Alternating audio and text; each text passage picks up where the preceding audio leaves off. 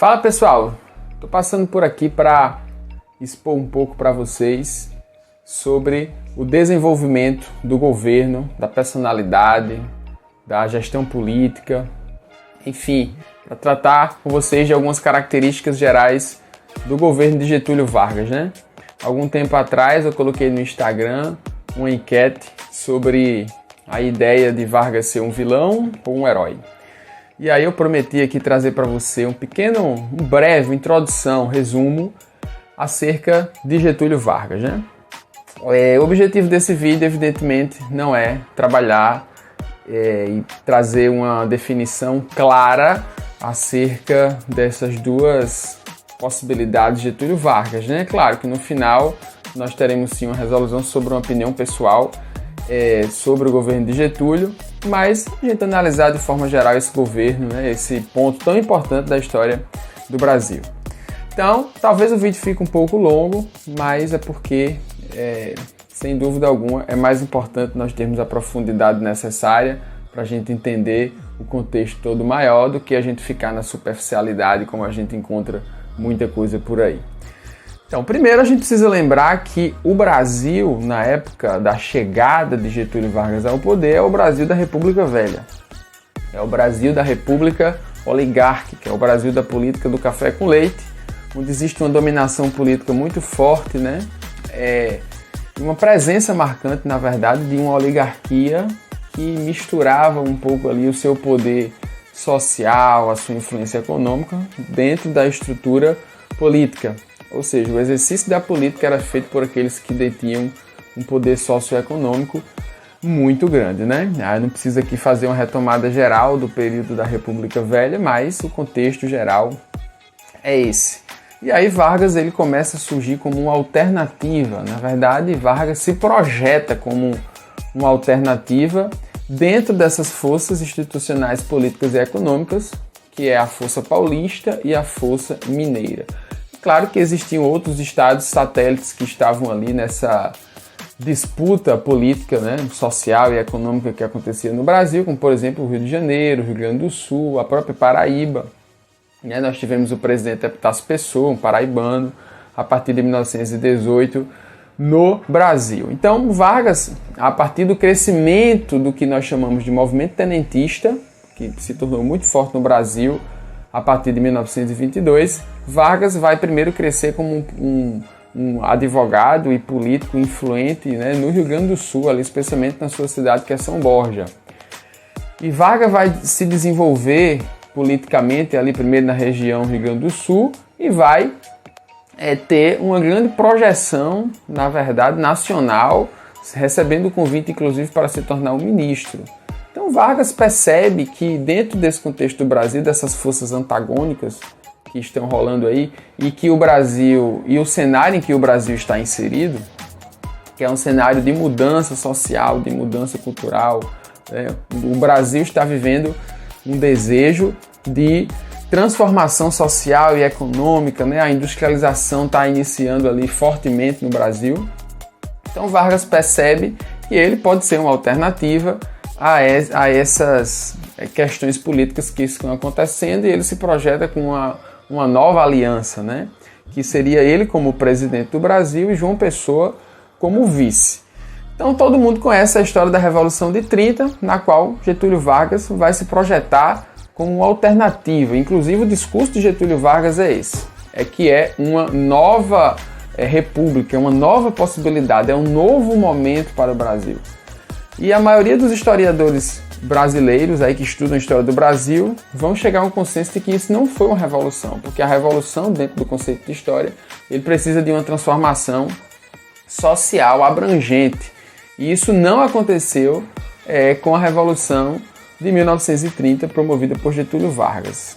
O fato é que dentro da disputa do café com leite, né, ou seja, da disputa entre São Paulo e Minas Gerais, Júlio Prestes não recebe apoio, mesmo assim acontecem as eleições, ele chega a ganhar as eleições, mas nesse momento João Pessoa é assassinado em Recife por um crime que, apesar de muitas divergências de opinião acerca da morte de João Pessoa, a maioria dos historiadores, inclusive na Paraíba, tendem a confirmar de que a morte de João Pessoa teve uma porcentagem muito maior de um crime passional do que um crime político.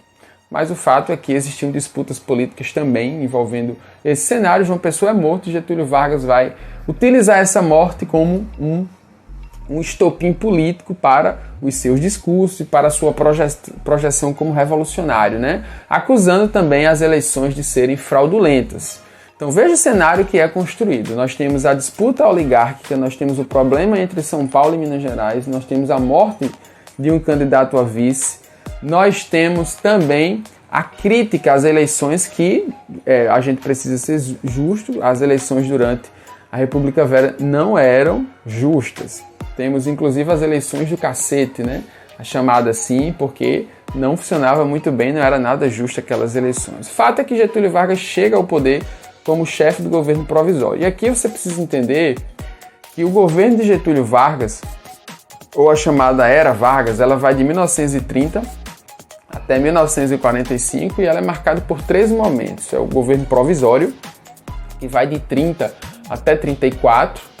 Em 34 começa o governo constitucional, que é quando Vargas, por pressão, especialmente do movimento constitucionalista paulista de 1932, nós temos praticamente uma guerra civil no Brasil, né? Inclusive nós temos alguns livros importantes que tratam disso aí, mas o volume não é muito grande. Da Revolução de 1932, né? Mas esse conteúdo ele já é coberto sim por muitas produções historiográficas no Brasil. E aí, pela pressão paulista em 1932, o chamado Movimento Constitucionalista de 32, em 34 Vargas lança essa Constituição, começa o governo constitucional, que se encerra em 1937 com o decreto de Estado Novo, ou seja, quando Vargas de fato implanta uma ditadura nos modelos do fascismo italiano. Ele inclusive anda vestido de soldado e lê muito fascismo. E você sabe que de 37 até 45 Vargas estipula aqui o Estado Novo, que é uma ditadura, né? Inclusive Getúlio Vargas chega a comprar caças, comprar aviões da Itália fascista de Mussolini. Então, esse governo do Estado Novo ele só vai se encerrar, na verdade, quando a Segunda Guerra Mundial acaba e há um sentimento, há uma percepção de realidade, de que é uma contradição muito grande. Enquanto o Brasil defendeu o mundo, na verdade, da expansão do nazismo e do fascismo, né, dos totalitarismos lá na Europa, aqui no Brasil nós tínhamos uma ditadura governada pelo presidente que apoiou a luta contra os fascistas e nazistas lá fora. Então, é uma contradição muito grande. Agora eu vou destacar um pouquinho dos pontos mais importantes que vão de 1930 até 1945 da era de Getúlio Vargas. Primeiro, esse governo provisório é um governo que Getúlio Vargas também se apresenta como um personagem, de certa forma, ditatorial também, né? Ele exonera os governadores, ele fecha o Congresso, ele nomeia interventores para governar regiões do Brasil, que eram representantes deles nos governos do Estado, né? E aí nós temos essa crise, especialmente com São Paulo, que não aceita o interventor que é nomeado lá e exige a Constituição, que Vargas diz que vai fazer, mas chega o ano de 1932, isso é 2 anos depois da Revolução de 30, e ele ainda não tem feito essa Constituição. Na Constituição de 1934, nós temos algumas mudanças importantes que Vargas vai estabelecer. E 2 eu destaco aqui. A primeira delas é a questão das reformas trabalhistas, que Vargas vai começar a trabalhar já a partir da Constituição de 1934, e também a questão do voto, né? Os avanços que nós temos no Brasil no que diz respeito ao voto, ao direito ao voto, vão começar, na verdade, em 32, mas em 34 nós teremos uma Constituição que vai ampliar a possibilidade de votos no Brasil. A consolidação da lei trabalhista, ela só vai ser regida de fato após 1937, né? E aí só depois de 40 que Vargas vai de fato estabelecer a CLT, que é a consolidação das leis trabalhistas, né?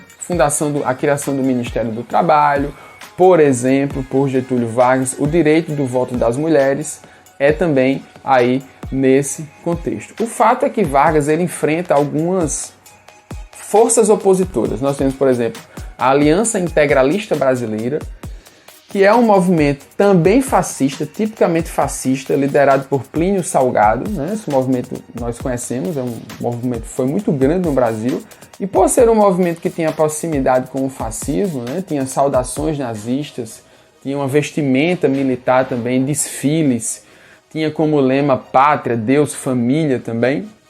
Então, Getúlio Vargas, ele não apoia esse movimento, mas os integralistas vão pensar que Vargas vai apoiar. Quando eles percebem que Vargas não apoia esse movimento, então eles começam a fazer oposição a Vargas, que seria uma oposição aí que, na história do Brasil, nós classificamos de um movimento de direita.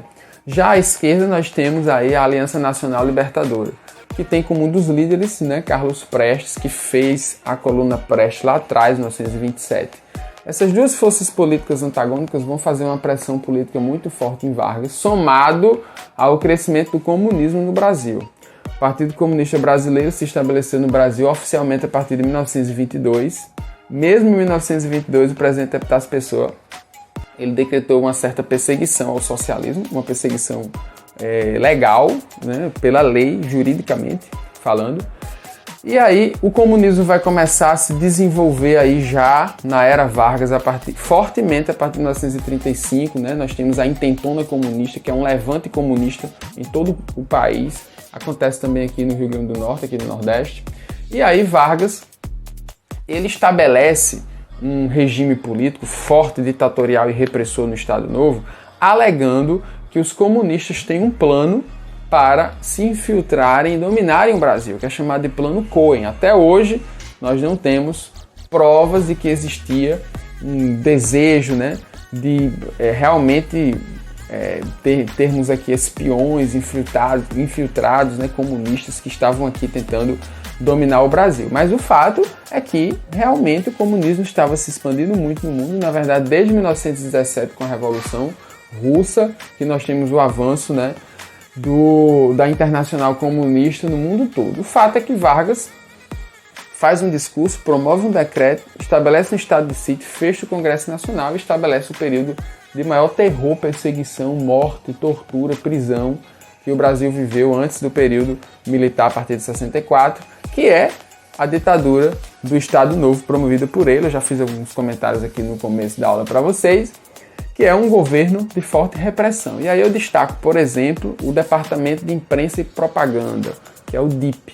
Esse DIP, ele tem um sistema, né, na verdade, de investigação e de impedimento, de supervisão de tudo que era publicado na imprensa. Então, um controle social muito forte. Vargas, de fato, é um ditador e está, inclusive, muito alinhado com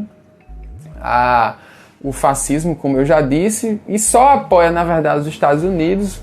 Isso é majoritário por causa da proximidade com o país, né, com os Estados Unidos, e por causa de muitos financiamentos que os americanos colocam aqui com dinheiro para a construção de indústrias siderúrgicas. E aí Getúlio Vargas decide entrar aí. Tem outros dados, mas a gente vê quando trata da Segunda Guerra Mundial. Via de regra, Vargas decide apoiar aí os Estados Unidos, né, aí durante a Segunda Guerra Mundial, só acabando o seu governo, como eu disse, pelas pressões políticas que vão ser exercidas aí a partir de 1942, com o fim da Segunda Guerra Mundial. Vargas sai, nós temos a eleição, né? E Vargas vai voltar apenas em 1950. Nós temos um movimento chamado queremismo, que é o Queremos Getúlio Vargas, a população clama por Getúlio Vargas. Isso precisa de uma análise histórica, cultural e social muito importante, porque o povo que viveu sob uma ditadura pediu para que Getúlio Vargas voltasse. Getúlio Vargas volta em 1950 e faz um governo de 50 até 54, que é caracterizado por todo o investimento que eu já havia falado na questão do trabalho, né? A criação do Dia do Trabalhador, a consolidação de leis trabalhistas, como eu já falei para vocês, né? A criação, por exemplo, da Petrobras, muitas estatais que são hoje grandes detentoras da riqueza nacional, são criadas, sancionadas e aprovadas por Getúlio Vargas nesse governo de 50 a 54. Entretanto, a partir de 1953, isso está no diário, né? Eu queria até recomendar aqui que vocês lessem a biografia de Lira Neto, são em 3 volumes. Acho que é a melhor biografia que nós temos de Getúlio Vargas, né, no mercado, publicado pela Companhia das Letras. que é baseada nos diários de Getúlio. A partir de 53, Vargas já começa a se aparecer como uma pessoa muito triste, frustrada, sofrendo uma pressão política muito grandiosa no Brasil, pelo próprio cenário em que o Brasil está, né? Nós estamos aí apenas há 10 anos do golpe militar de 64, então você já imagina como a pressão política é forte no país, o país já estava fervendo, e aí ele tira sua própria vida com um tiro no peito, né? Ele deixou não apenas uma carta, mas várias cartas, vários diários que ele escrevia. Então, de maneira geral, eu trouxe para você aqui um resumo, né, sobre as principais características de Vargas, e aí fica aquela pergunta se ele foi herói ou vilão, né? Claro que isso aí é muito pessoal no que diz respeito ao estudo, à estima que você tem por esse político, mas se nós formos fazer um saldo no que diz respeito ao domínio que Vargas exerceu no Brasil, né, e a concentração de poder em que ele teve, ele foi sem dúvida alguma uma pessoa que tinha fortes tendências totalitárias. Agora nós vemos em muitos documentários e muitos especialistas, né, o que eu não sou em Getúlio Vargas, que isso é dito que era o que o Brasil precisava, né? Era o que o Brasil precisava. Inclusive isso é uma fala que sai da própria boca do Getúlio Vargas, né? No caso de um governo forte que pegasse e colocasse o Brasil nos trilhos. Então eu trouxe para você aqui em linhas gerais, eu espero que esse vídeo contribua com o seu estudo, com sua preparação e com seu conhecimento acerca da história do Brasil de uma forma geral. Valeu pessoal, obrigado pela atenção de vocês e até a próxima.